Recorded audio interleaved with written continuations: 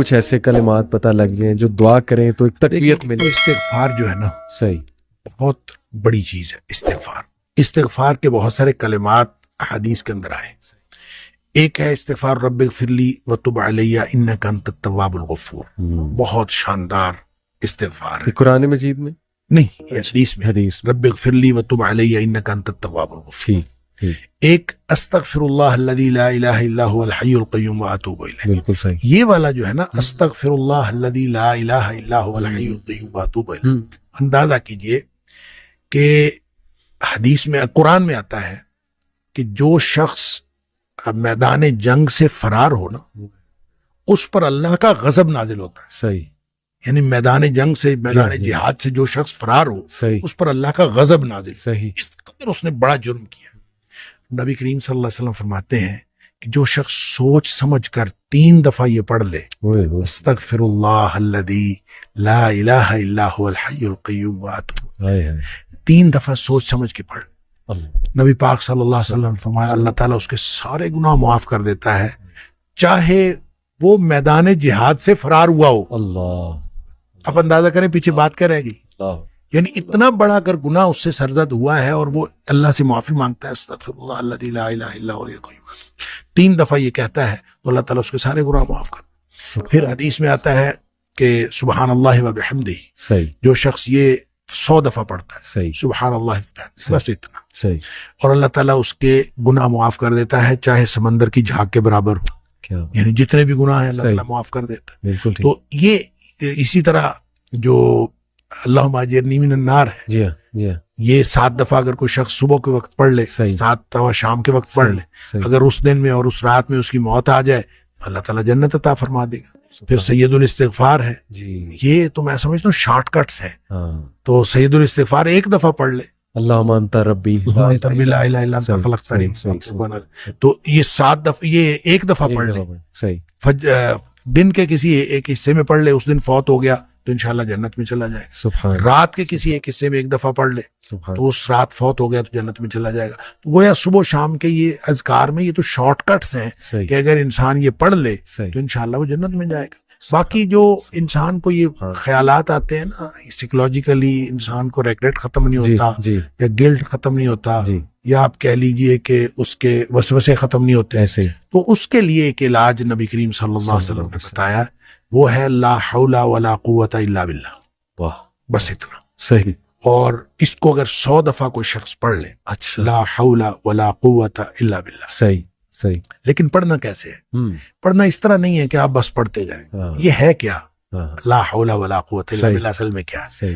حول کا معنی بھی قوت ہے اور قوت کا معنی بھی قوت ہے. لا حول ولا قوت، یوں کہہ لیجئے نہ کوئی اجتماعی طاقت نہ کوئی انفرادی طاقت الا باللہ، سوائے اللہ کے، یا نہ گناہ چھوڑنے کی طاقت نہ نیکی کرنے کی طاقت صحیح الا باللہ. یعنی یا تو ایک کو پازیٹیو بنا لے، ایک کو نیگیٹو بنا لے، یا ایک کو اجتماعی یا ایک کو انفرادی. صحیح.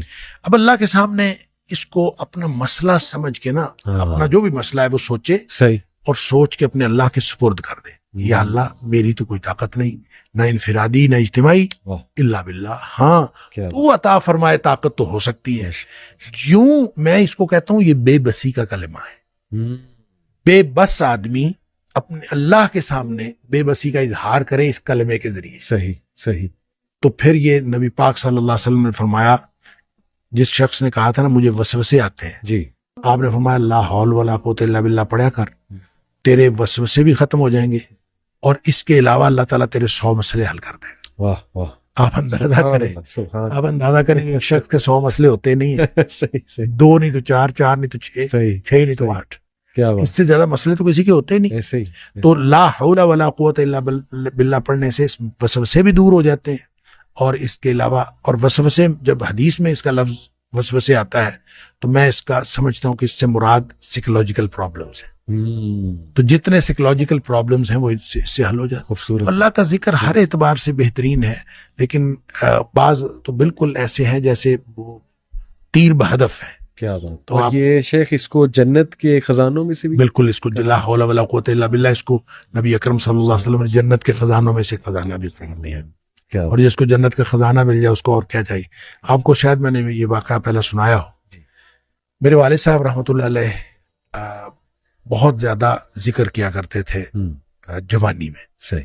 اور ہماری دادی بھی بتایا کرتی تھی کہ یہ محی الدین بڑا ذکر کیا کرتا تھا. تو اس کے مختلف وہ جنگل میں چلے جاتے تھے بعض اوقات، اپنا ان کا تو طریقہ کار تھا. والد صاحب نے خود مجھے یہ واقعہ بتایا. وہ کہتے ہیں کہ مجھے ایک دفعہ یہ حدیث نظر سے گزری کہ جنت کے خزانوں میں سے خزانہ ہے لا حول ولا قوت الا باللہ.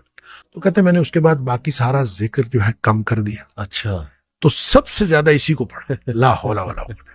کہتے ہیں میں نے یہ سوچا کہ جس کو جنت کا خزانہ مل جائے اس کو اور کیا چاہیے. تو کہتے ہیں میں نے صبح و شام کثرت کے ساتھ لا حول ولا قوت الا باللہ لا حول، بس یہی.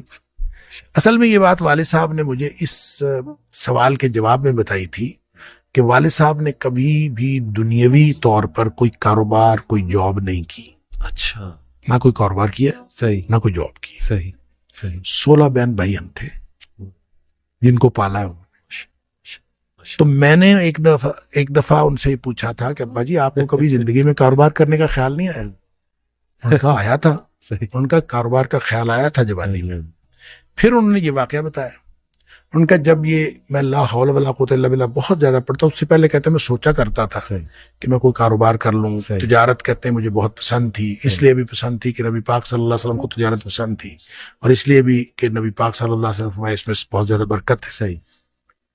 کہتے میں سوچا کرتا تھا، کیا نہیں کبھی. صحیح. تو جب لا حول ولا قوت الا باللہ میں نے بہت زیادہ پڑھا، کہتے ایک دفعہ خواب میں مجھے اللہ تعالیٰ نے دکھایا کہ میرا یوں کر کے دھڑ جو ہے وہ آدھا کر دیا گیا. اچھا. آدھا کر کے مجھ سے الگ کر دیا گیا. اچھا. اور میرا آدھا دھڑ الگ ہو گیا لیکن میں باقی کا پھر بھی مکمل ہوں. یعنی وہ آدھا دھڑ الگ کر دیا گیا ہے اور میں پھر بھی مکمل ہوں. صحیح. اور مجھے خواب میں ہی بتایا گیا، یہ سمجھایا گیا کہ تیری دنیا ہم نے تجھ سے الگ کر دی ہے. جنت مانگتے تھے نا اللہ، تو ہم نے تجھ سے تمہاری دنیا الگ کر دی ہے. تو والد صاحب یہ فرمایا کرتے تھے کہ اس کے بعد مجھے زندگی میں کاروبار کرنے کا خیال بھی نہیں آیا. اس سے پہلے خیال آتا تھا، کیا تو پہلے بھی نہیں تھا، اس سے پہلے خیال آتا تھا، اس کے بعد کبھی کاروبار کرنے کا خیال